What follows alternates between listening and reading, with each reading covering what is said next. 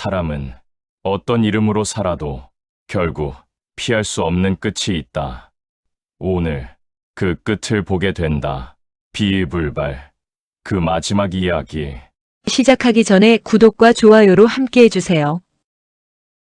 4월 초파일이 가까워지자 산사와 도성의 골목마다 연등이 하나둘 걸리기 시작했다. 무진 스님도 노비와 머슴, 동자승까지 동원해 연등을 달고 연등회에 필요한 준비를 서둘렀다. 드디어 4월 초파일, 무진은 오늘만을 기다려왔다. 새벽 일찍 일어난 그는 말없이 법당으로 향했다. 곽천과 그의 일행도 모처럼 절의 모습을 드러냈고 이날 아침 예불은 곽천이 주도했다. 이상하게도 이럴 때만 보면 그는 정말 스님처럼 보였다. 예전 가짜 스님 노릇을 했던 세월이 몸에 남아있는 듯했다. 예불을 마치며 곽천은 오늘 귀한 분들이 올 것이니 몸가짐을 단단히 하라고 일렀다. 날이 완전히 밝았다. 부처님의 축복이 세상을 비추듯 연등은 햇빛을 받아 반짝이며 마당 위로 길게 그림자를 드리웠다. 어느새 저를 찾는 사람들이 하나둘 늘어나기 시작했다. 그들 사이로 어디선가 본 듯한 얼굴들과 낯선 사내들이 섞여 있었다. 무진은 곧 알아보았다.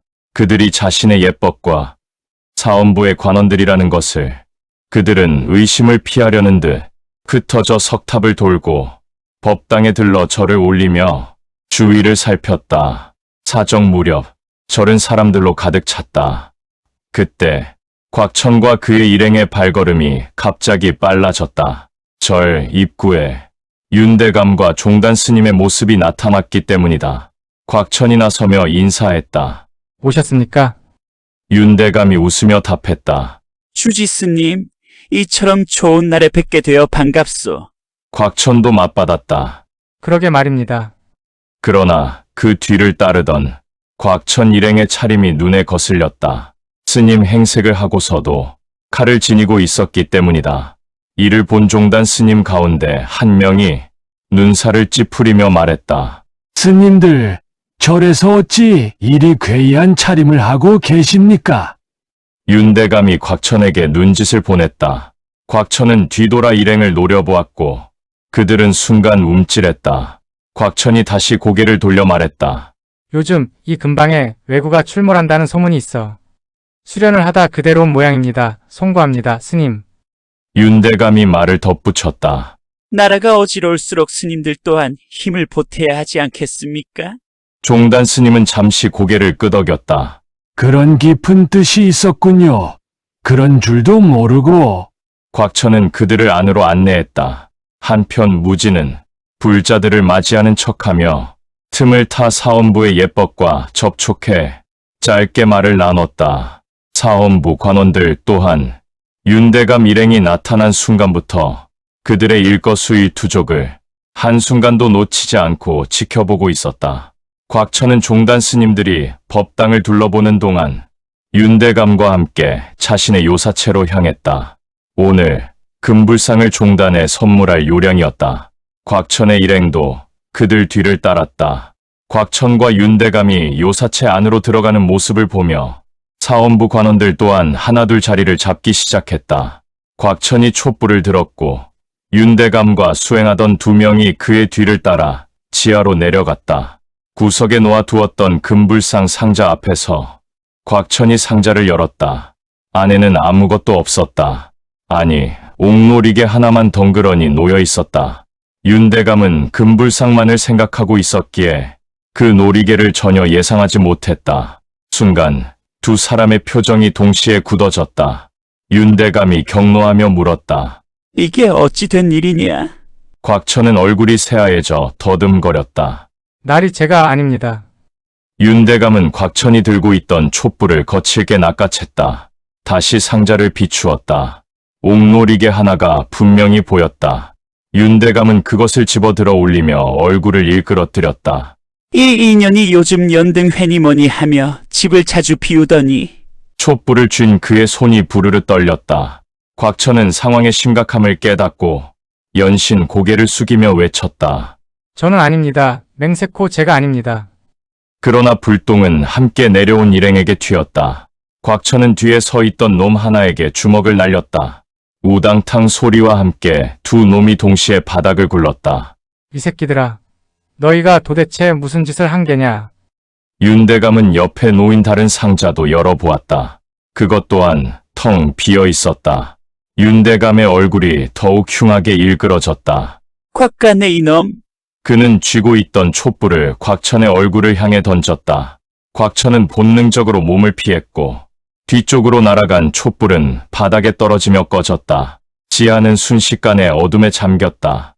그 속에서도 윤대감의 거친 숨소리만은 또렷이 들려왔다. 곽천은 다급히 말했다. 제가 아닙니다. 날이 제가 반드시 범인을 잡아내겠습니다. 위에 있던 일행들 또한 지하에서 터져나오는 고함 소리에 잔뜩 긴장한 채 귀를 세우고 있었다. 잠시 윤대감의 숨소리마저 가라앉았다. 어둠 속에서 그가 무언가를 곱씹는 듯 조용해졌다. 곁에 서 있던 곽천과 일행도 숨을 죽였다. 그 짧은 침묵 속에서 뒤에 서 있던 일행 하나는 사시나무 떨듯 떨고 있었다. 곽천이 조심스레 입을 열었다. 날이 옥놀이개는 절대 아닙니다. 제가 어찌 그런 짓을 하겠습니까? 물건을 훔쳐간 놈은 어떤 수를 써서라도 잡아살을 벗겨놓겠습니다. 잠시 후 윤대감이 낮게 말했다. 촛불을 가져오너라. 곽천은 뒤에 서 있던 일행에게 소리쳤다. 뭐해? 어서 가져오지 않고.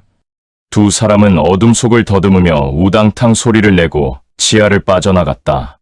위에 있던 일행들이 지하 입구를 둘러싸고 무슨 일이냐는 듯 눈짓을 보냈다. 올라온 두 사람은 말 대신 큰일 났다는 표정으로 고개를 끄덕였다. 이내 촛불을 들고 다시 지하로 내려갔다. 촛불이 다시 밝혀지자 구석에 서 있던 윤대감과 곽천은 진지한 얼굴로 무언가를 나누는 듯 보였다. 곽천은 내려온 일행들에게 말했다. 촛불만 두고 모두 올라가 있거라. 일행이 물러나자 윤대감이 낮고 차가운 목소리로 입을 열었다. 내 인연은 주리를 틀어서라도 저 물건이 어찌 여기에 있었는지 캐낼 것이다. 자네와 조금이라도 연관이 있다면 자네도 살아남지 못할 줄 알아라. 곽천은 바닥에 엎드리듯 조아리며 말했다. 날이 제 목숨이 아까워 거짓을 말하겠습니까? 맹세코 아닙니다. 윤대감은 한참 만에 다시 말했다. 내가 화가 난 건 그따위 옥놀이개가 아니라 그녀는 내쫓으면 그만이야. 잠시 말을 끊었다가 낮게 덧붙였다. 금불상도 지금은 괜찮다. 총단 놈들만 돌려보내고 나중에 적당한 걸 하나 보내면 된다. 곽천은 오히려 차분해진 윤대감의 말투가 더 두려웠다. 윤대감이 다시 말했다. 문서들을 찾아라. 그걸 못 찾으면 자네나 나나 끝이다. 곽천은 즉시 고개를 숙였다. 예, 날이. 두 사람은 지하를 빠져나왔다. 위에 있던 일행들은 쥐죽은 듯 조용히 그들의 눈치만 살폈다. 곽천은 입에 담지 못할 욕설을 퍼부으며 당장 서류 뭉치를 찾으라 명했다. 일행들은 이 자리를 한시라도 빨리 벗어나려는 듯 서둘러 문 쪽으로 향했다. 요사체 문을 여는 순간 중천의 햇살이 눈을 찔렀다. 그 아래 사헌부 관원들이 건물을 포위하듯 에워싸고 있었다. 곽천의 일행은 움찔하며 걸음을 멈췄다. 뒤따라 나오던 윤대감과 곽천 또한 놀란 기색을 숨기지 못했다. 곽천이 한 걸음 앞으로 나서며 말했다. 웬 놈들이냐? 사헌부 관원인 무진의 친구가 앞으로 나섰다. 손에 쥔 교지를 펼치며 당당히 울리는 목소리로 말했다. 어명이시오. 윤대감은 앞으로 나와 어명을 받으시오. 윤대감이 천천히 걸음을 옮겼다. 안면이 있는 듯 입가에 비뚤어진 웃음을 걸고 입을 열었다. 또 내 놈이냐? 내가 정녕 죽지 못해 안달이 났구나. 곽천이 옆에서 거들듯 말했다. 이복의 나리님들, 부처님 오신 날에 살생은 피하고 싶소. 그냥 돌아가면 내 목숨은 살려주지. 그때였다. 뒤쪽에 있던 무진이 조용히 앞으로 나섰다. 손에 쥔 칼을 지팡이 짚듯 땅에 세웠다. 곽천 일행의 시선이 일제히 그 칼로 쏠렸다. 어디선가 본 듯한 잊히지 않는 형상이었다. 곽천이 입을 열었다. 그 칼은 말이 끝나기도 전에 무진이 낮게 받았다. 알아보겠소? 곽천이 눈을 가늘게 뜨며 물었다.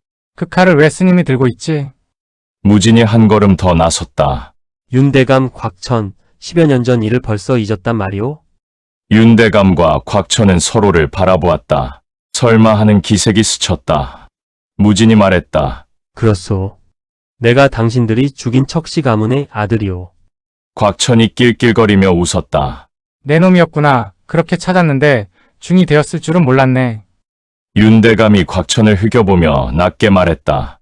신작 말했지 찾아내어 후환을 없애라 했거늘. 곽천은 껄껄 웃으며 대꾸했다. 나리, 걱정 마시오.